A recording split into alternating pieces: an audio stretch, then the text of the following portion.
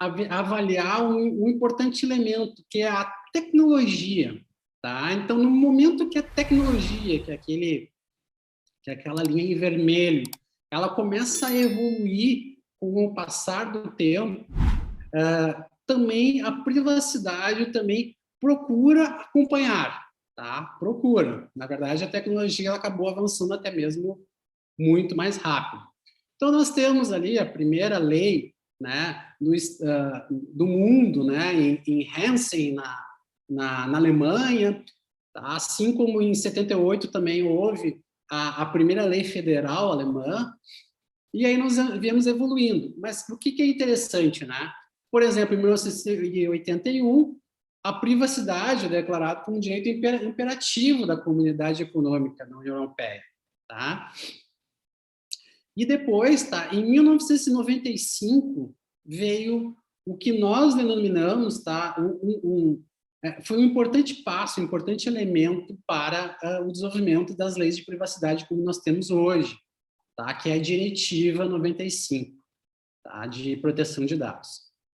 A diretiva, então, ela é um pouco diferente aí do regulamento, né? Ela orientava os Estados-membros da União Europeia em como é que eles deveriam, né, fazer ajustar a sua legislação, tá, diante do que estava escrito na diretiva. Claro, né, ele não obrigava, e ele também, de certa forma, os próprios Estados-membros utilizavam essa diretiva, mas muitas vezes customizavam ela com algumas jurisdições extras, algumas customizações na lei. Existia essa possibilidade.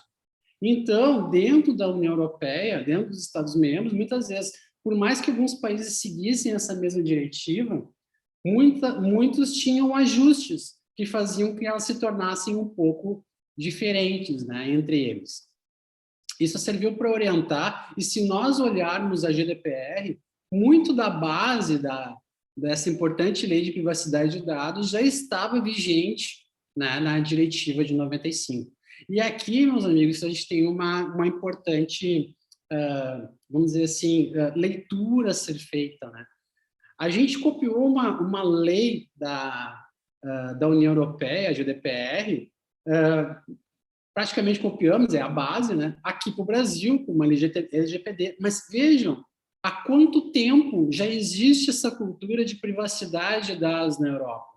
Nós estamos falando de 95, certo? Aqui no Brasil, a gente, então, começou a falar de LGPD de uma maneira mais forte em 2016, aí 2018 ficou um pouco mais forte, né? E a gente viu que, opa, é forte, a coisa, o furo é mais embaixo, né? Não é tão simples assim, a gente não tinha esta cultura.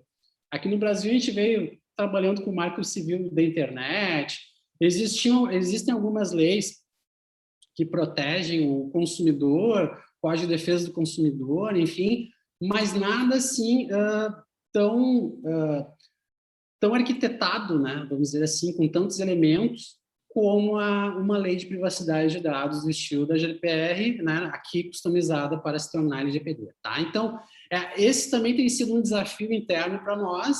Quando a gente enxerga esse histórico, a gente consegue avaliar isso de uma maneira um pouquinho mais clara.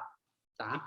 Bom, depois disso, então, a tecnologia continua evoluindo, até nós chegarmos, né, a um determinado momento que a diretiva já não era mais suficiente.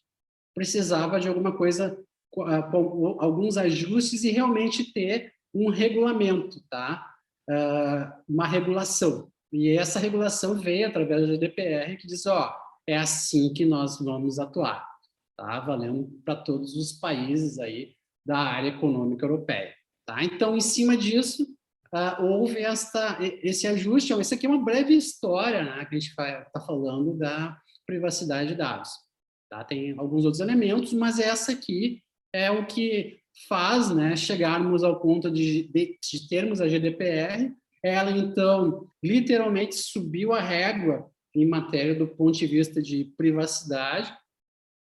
E um dos elementos dela é que, ó, se você vai fazer negócio com outros países, enfim, tem que começar a cuidar como se ele tem, né, se ele consegue aí a manutenção da proteção e privacidade de dados através de leis, preferencialmente leis federais que valem, né, que possam valer para todo o território, todo o país, né? Já que, por exemplo, nos Estados Unidos a gente tem um elemento que é um pouco diferente. Hoje nós temos leis estaduais ou leis específicas de determinados segmentos, e essa é uma pauta muito interessante a nível americano, e se comenta muito disso, a possibilidade de se ter aí uma lei federal, né, uma lei que possa valer para todos os estados americanos, tá? Esse é um outro assunto.